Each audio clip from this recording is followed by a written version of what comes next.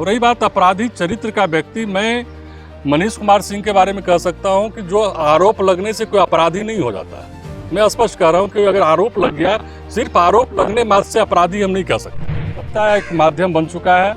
4-5 व्यक्ति जो उनके चाटुकार लोग हैं, वही लोग सत्ता के ऊपर हावी है, वही लोग सत्ता को संचालित करते हैं। तो रही बात अब कुर्मी का, चूंकि हम उस समुदाय में पैदा लिए हैं, उस समाज में हम पले बढ़े हैं, उसी समाज में हम पैदा लिए हैं, तो स्वाभाविक सा बात है कि हमारा अधिकार ज़्यादा रह सकते हैं कि हम भी नीतीश कुमार के प्रति ही सॉफ्ट कॉर्नर है और नीतीश कुमार के साथ ही हम जाएंगे।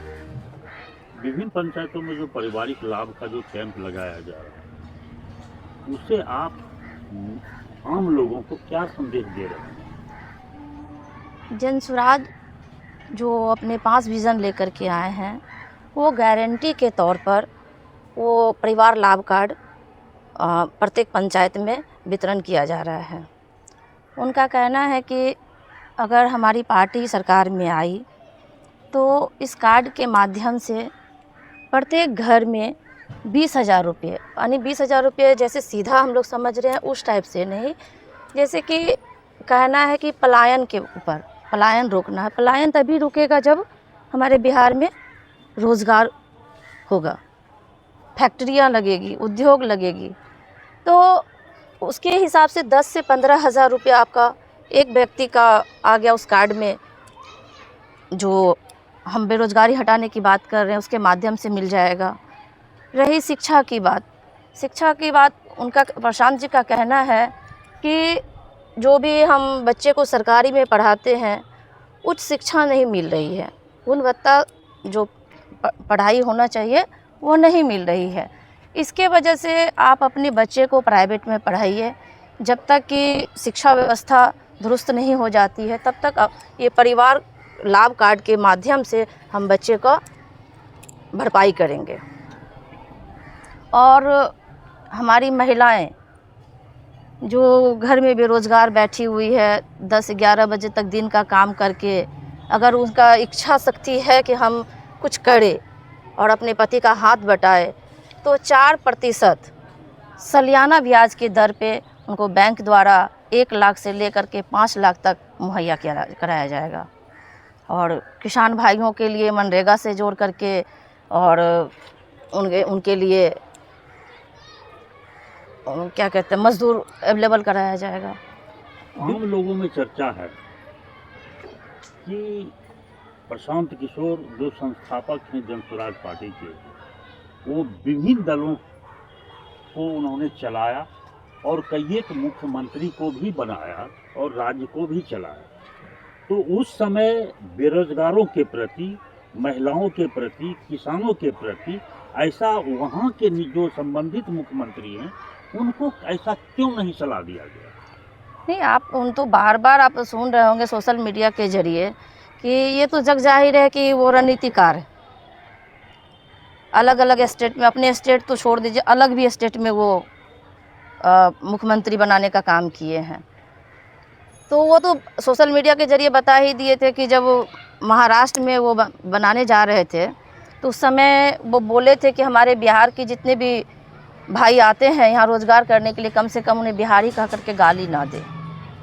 जब ये चीज़ उनका नहीं हुआ सफल, फिर वो उन्होंने ये बीड़ा उठाया कि पद यात्रा किए, कि पद यात्रा करके उन्होंने अपनी पार्टी बनाए और वो अपने जिम्मा उठा लिए कि हम अपने जरिए बिहार को सुधारने का प्रयास करेंगे।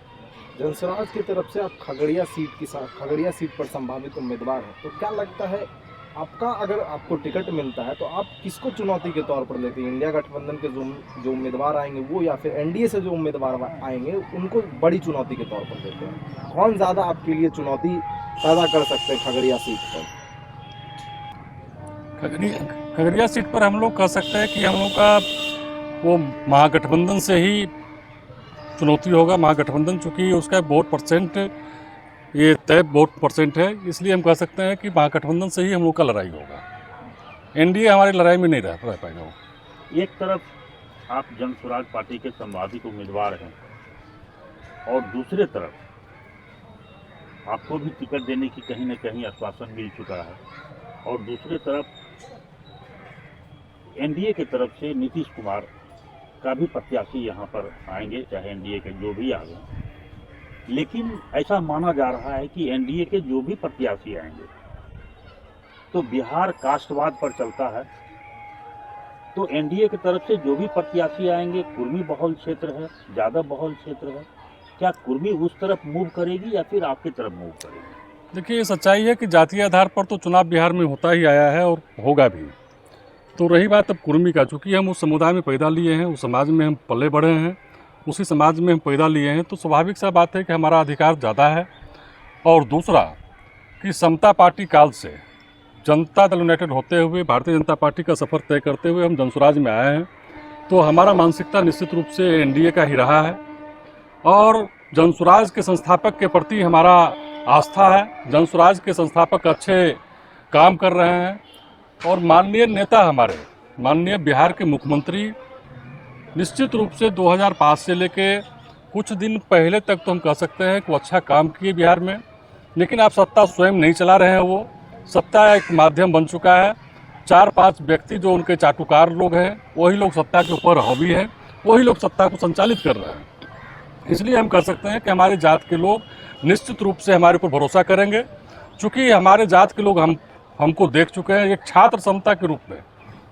जब 1994-95 में छात्र था, उस समय से राजनीति में मैं आया और इस समाज के लिए, इस पार्टी के लिए मैं काम किया।